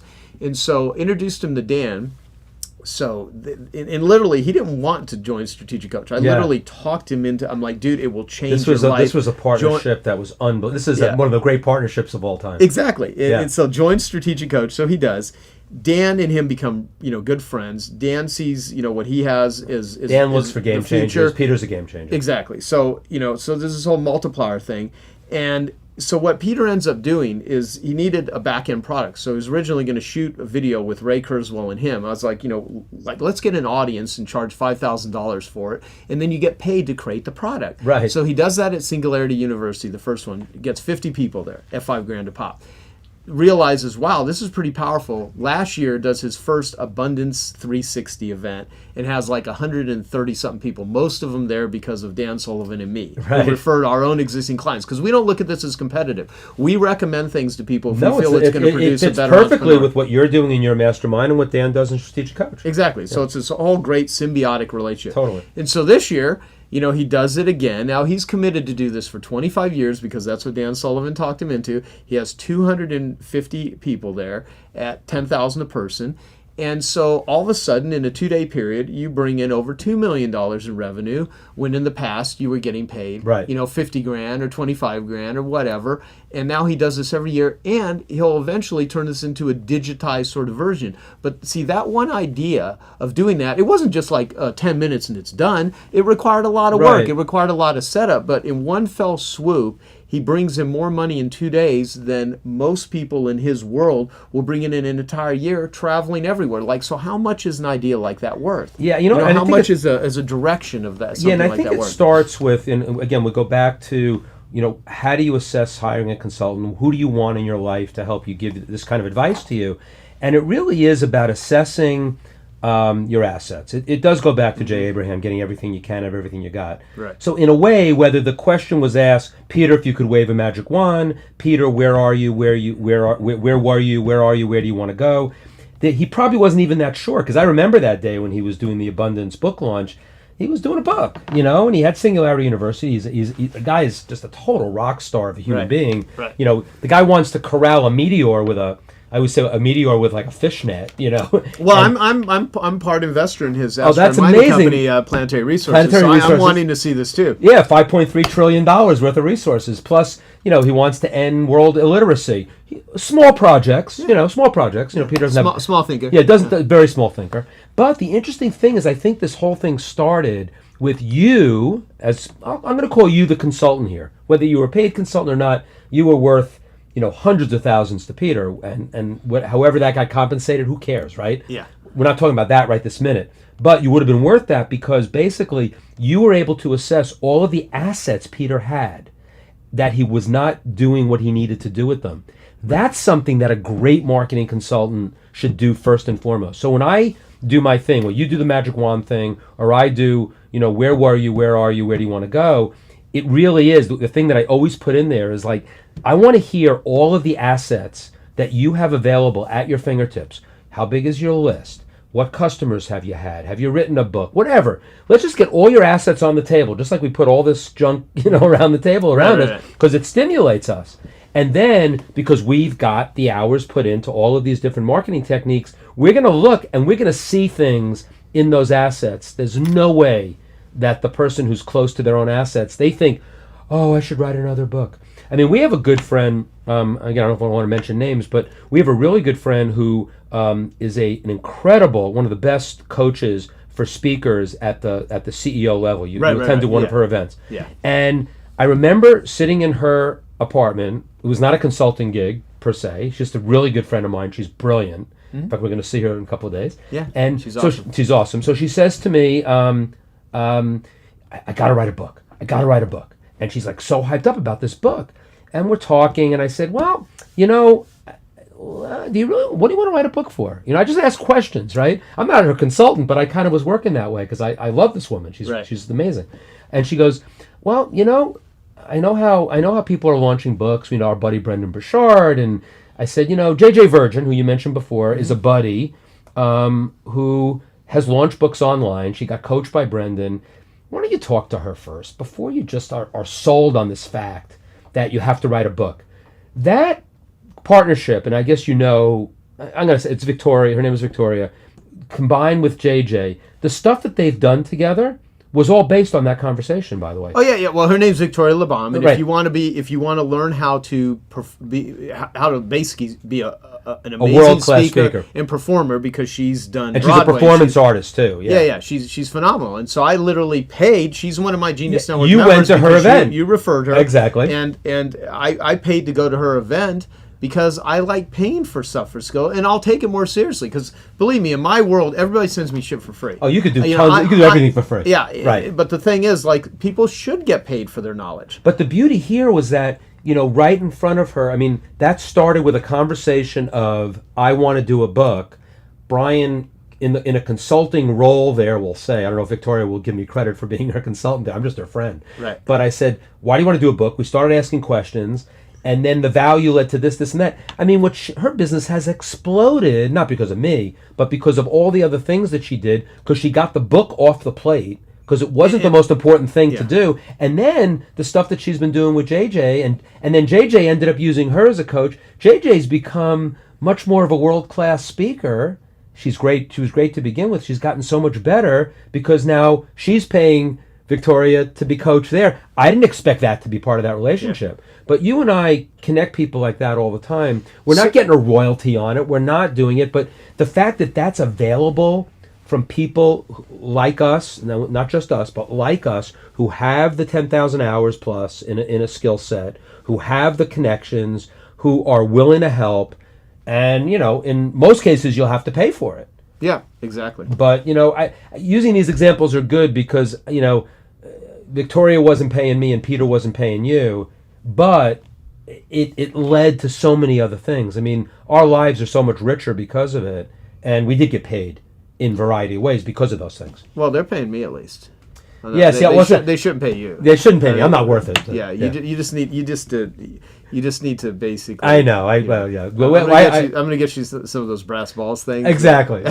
Well, actually, at Titans, you got on stage and said Brian is the director of sales prevention. Right. Sales prevention department. Sales prevention. Yeah. But no more. And it's not because I want to fleece people out of their money. It's that. Well, no. Part of it. I will seriously. I mean, part of your thing is you're just a genuinely nice person and so part of it is the reason that you charge people is, like I said earlier. If they don't pay attention. And my very best clients that have made the most money and I have a lot of great friends that I've made a lot of money that are colleagues in the marketing business that wouldn't think, oh, I'll pay Joe Polish money. They think, it's when their ego gets in the way. They think they're so damn smart. Exactly. And I mean, I have dozens and dozens of members in Genius Network that make far more revenue than I do, that are running 100 million, I even have a billionaire in the group that make far more money than me. Some they're incredibly more talented, but where I'm talented, I'm able to help them. A lot of these people would never facilitate bringing all these other and the ones that self-select themselves out of the group, and I knew a few. I've been in the group long enough to know. Mm-hmm. Why should I pay Joe Polish $25,000? Well, if you don't see this value, goodbye. It's like, and yeah, it's sort of like this is the self-selecting process that. Even in the one-on-one consulting that we talked about, that we really have to be selective. I don't think you've kicked out too many people out of 25K, but at a Genius Network. No. But I think you've actually thought about it. I know you have. We've discussed it. And over the years, we've gotten far better with the application process because in the beginning you don't really know. I mean, like with anything, like Dan Sullivan says, you make it up and then you make it real. And so in the process of doing it, you actually learn what works. And we have a really good selection process because we don't want people coming in that are not a right fit for the group, and we don't want people coming in that we're not a right fit for them. We want it to be a very beneficial thing. Okay, I hope you found that video awesome and useful. So if you want to get a free copy of my book, I want you to click here. And if you want to watch some more videos that'll be useful and awesome, click here. Go ahead. They're over here. Do it now. Come on. Thank you. Watch them.